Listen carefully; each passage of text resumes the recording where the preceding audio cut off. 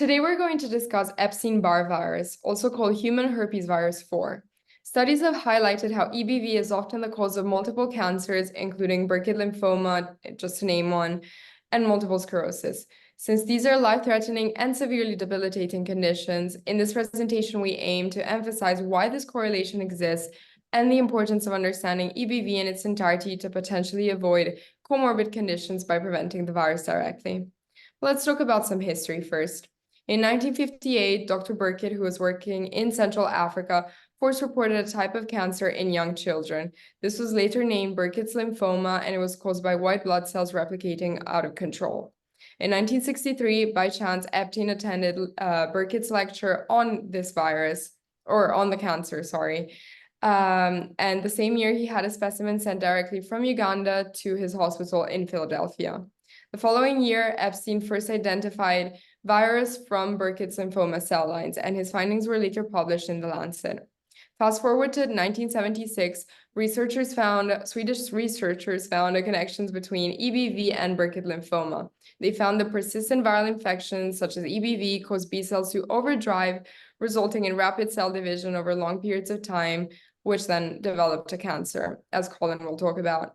Fast forward again to 2009, further research found a connection between EBV and stomach cancers, further emphasizing the relationship between diet and herpes viruses. Let's see how EBV affects the population. It is estimated that 95% of individuals worldwide are carrying the virus right now, and of those individuals, about 33% have comorbidity with MS. EBV is found to be associated with 1.5% of all cancers worldwide, and the younger population, so individuals aged between 6 and 19, have a higher prevalence of around 55%. Talking about epidemiology, I want to focus on comorbidity with MS. A study on 10 million young adults, about 1,000 of which were diagnosed with MS, showed that the risk of the condition increased by 30 times after EBV infection, but not with other viruses, as Sheila will later mention. They also found biomarkers for MS only after EBV seroconversion.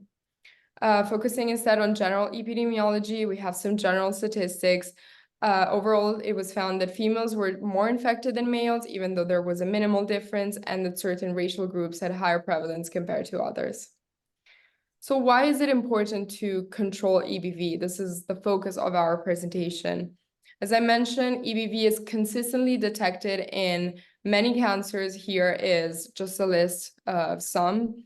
I've also talked about multiple sclerosis, how EBV is accepted as a prerequisite, therefore preventing one directly prevents the other.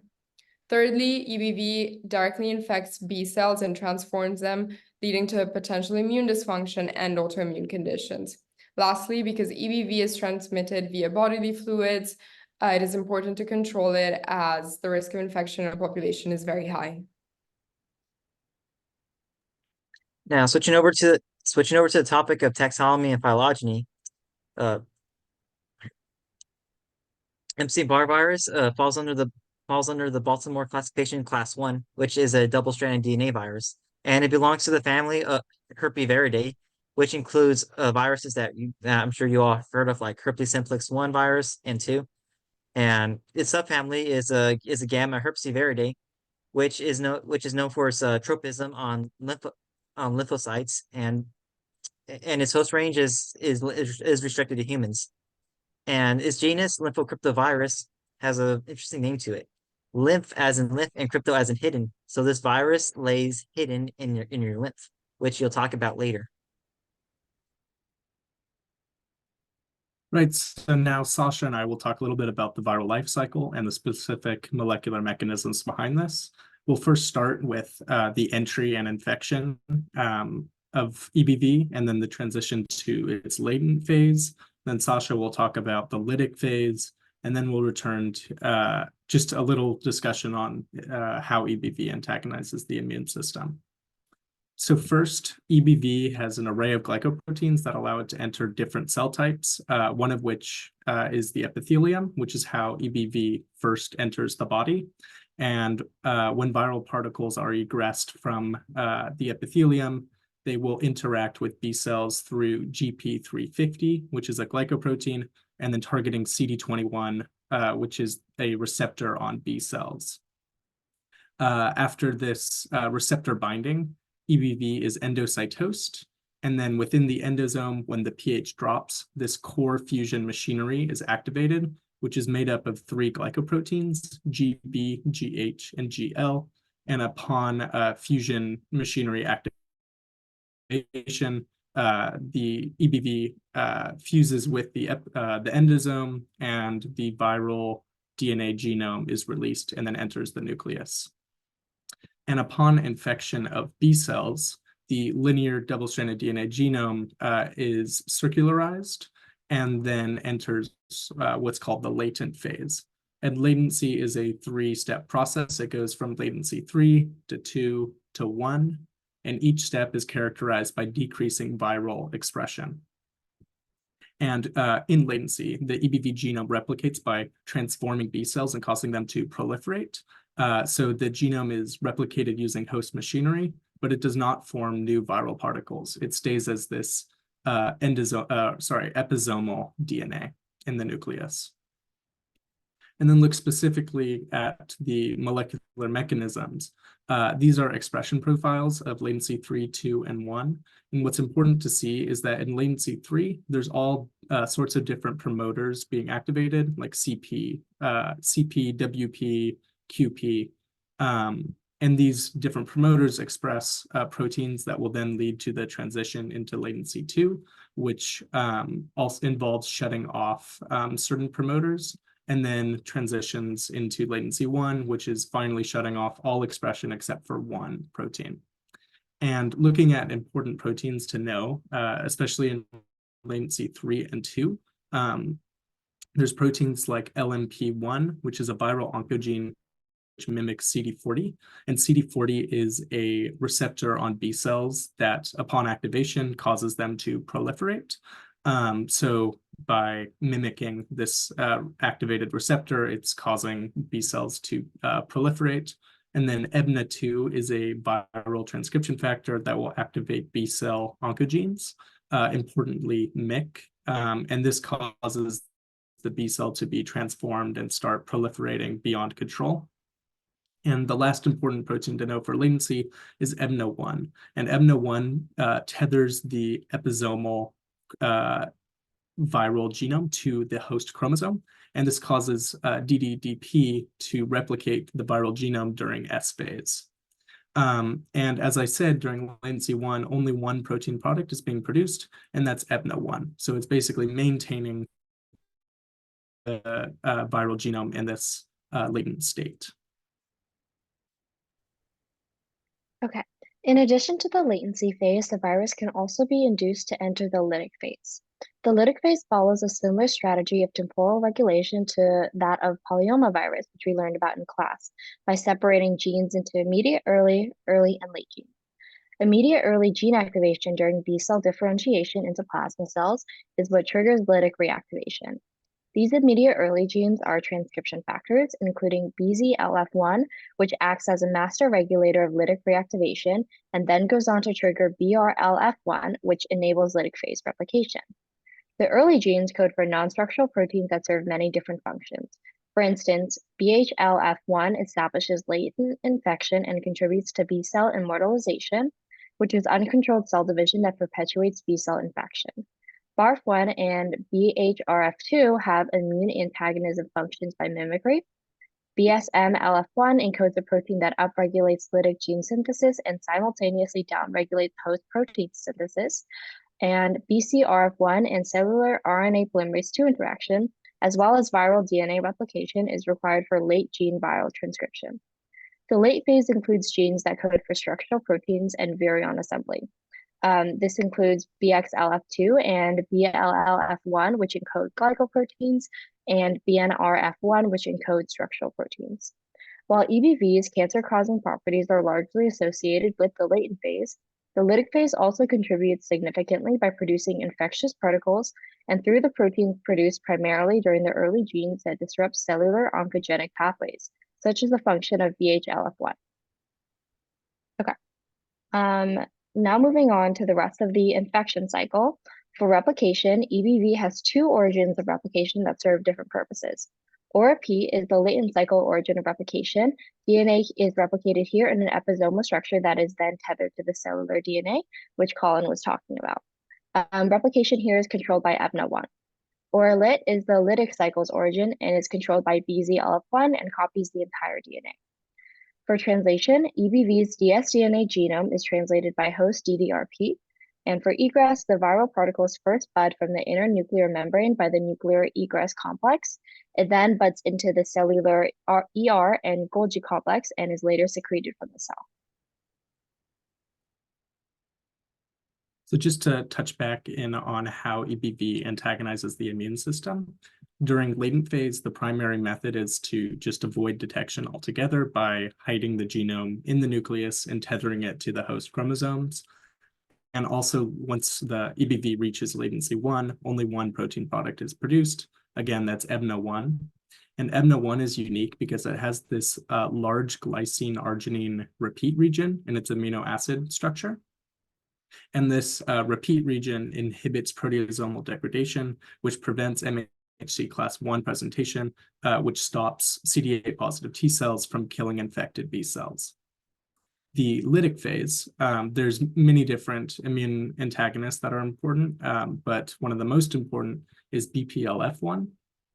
And BPLF1 affects the downstream signaling domain of toll-like receptors, which prevents the recognition of the DNA by TLRs and then downstream activation of interferons.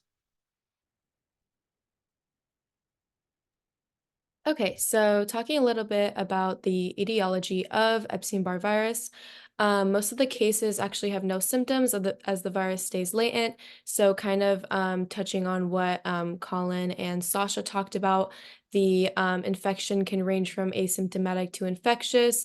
Summarizing a little bit about the mechanisms they talked about as well.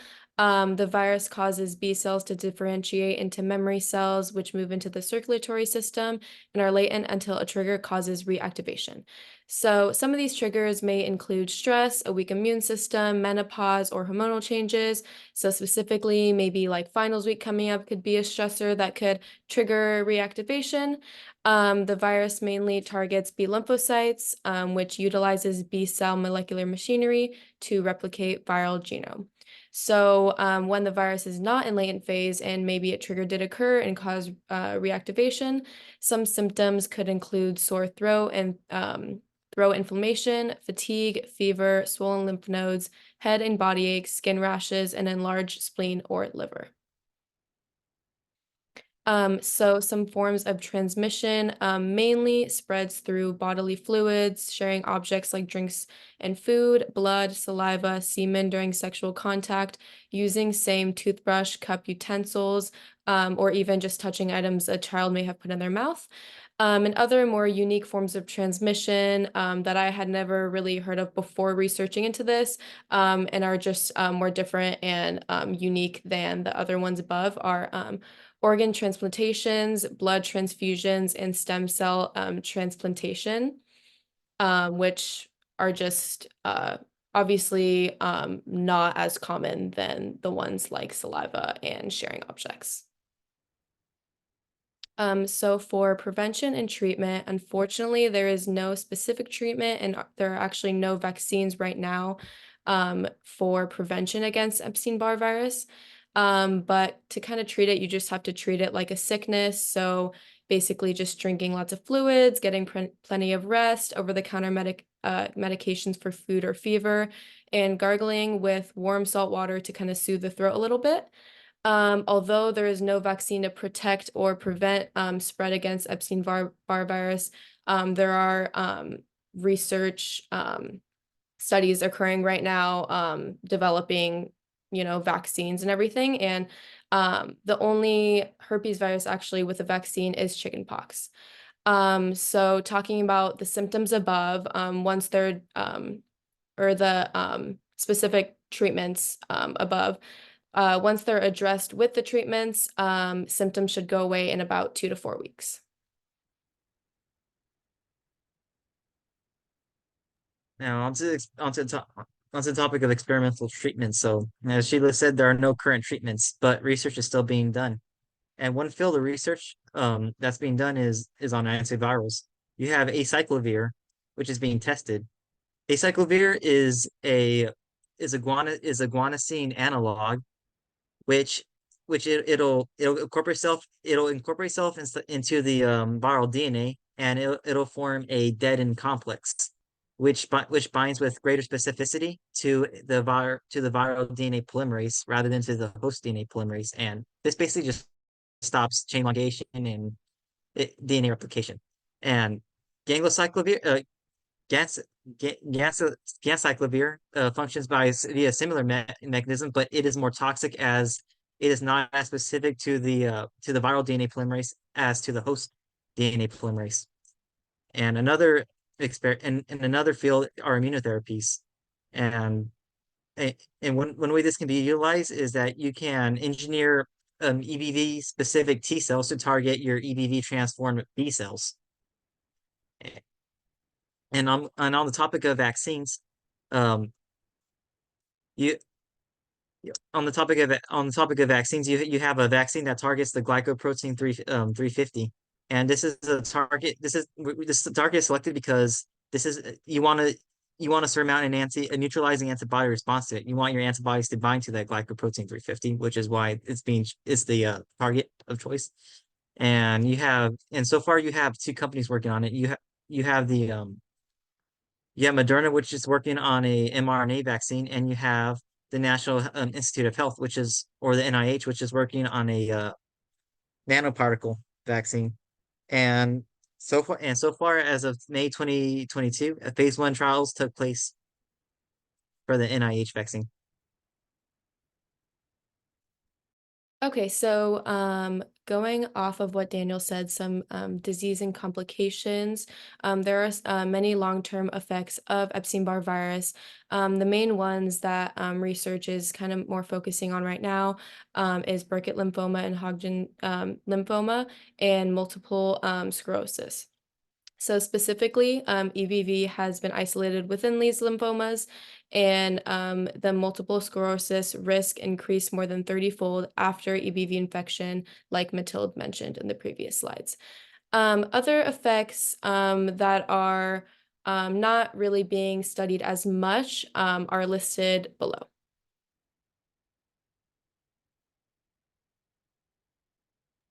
Now, overall, Epstein-Barr virus is a ubiquitous disease that infects almost everybody in this room, and it has a significant correlation with cancer development and other serious diseases, such as MS. And the viral life cycle consists of a latent and lytic infection of B cells and subsequent infections of epithelial cells, which is where transmission can occur from individual to individual. And lastly, viral pathogenesis can induce many noteworthy diseases. And though there are no clinically effective treatments or vaccines yet, research is currently being done, and developments are on way. Okay, so some questions that still remain. Number one, why does latency occur in EBV, and what mechanisms enable the virus to remain dormant in certain cells for extended periods of time before reactivation? Two, how specifically does EBV infection lead to MS and lymphomas, and is there a specific molecular mechanism that can be targeted for a therapy? Number three is what antigens or strategies can be used to develop a vaccine for EBV? And four is how exactly does the lytic phase alter oncogenic pathways to cause tumor development, and how can this research be used to develop therapies? And then these are the references we use throughout our presentation.